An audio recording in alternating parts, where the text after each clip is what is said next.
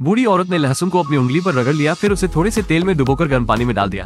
इसे 5 मिनट के लिए गर्म पानी में उबालें और फिर इसे बाहर निकालें। फिर उसने इसे एक पट्टी से लपेट लिया। कुछ दिनों के बाद बूढ़ी महिला ने पट्टी खोली, उंगली और भी बदसूरत हो गई। इसने बूढ़ी औरत को हताश और दुखी बना दिया। पिछले शुक्रवार को बूढ़ी औरत बाहर गा रही थी। राजा ने उसका गाना सुना। राजा तुरंत मुग्ध हो गया। राजा उसका चेहरा देखने वाला ही था, लेकिन जब तक बूढ़ी औरत अपने घर के अंदर जाने लगी, लेकिन इससे राजा ने सोचा यह महिला कोई और होगी। इसलिए जब वो महल में लौटा तो वो तुरंत उसके आदमी को कीमती हार देने के लिए भेजता है। बूढ़ी औरत को हार मिलने के बाद बहुत खुशी होती है। वो उसे पहन लेती है। वो आईने में अपने आप को देखती है। उसे ऐसा लग रहा था मानो वो फिर से 18 साल की हो गई हो। लेकिन फिर उसकी बहन ने उसे हार वापस करने के लिए कहा और कहा दिन में सपने देखना बंद कर दो। लेकिन बूढ़ी औरत को लगा कि यह उसके भाग्य को बदलने का एकमात्र मौका है। वो इस अवसर को जाने नहीं दे सकती थी। जब रात में राजा उसके दरवाजे पर आया, वो सुंदर लड़की को देखने के लिए तैयार था। राजा ने अंदर से कोई प्रतिक्रिया नहीं देखी, इसलिए वो दरवाजे पर चिल्लाया। फिर बूढ़ी औरत समझाने के लिए दौड़ी, मैं सिर्फ एक गरीब लड़की हूँ, मैं मालिक के लायक नहीं हूँ। राजा ने जब उसकी आवाज सुनी तो राजा की इच्छा मजबूत और मजबूत हो गई। बूढ़ी औरत ने राजा को इसी समय परसों फिर से आने के लिए कहा और कहा पहले वो अपनी एक उंगली उसे दिखाएगी।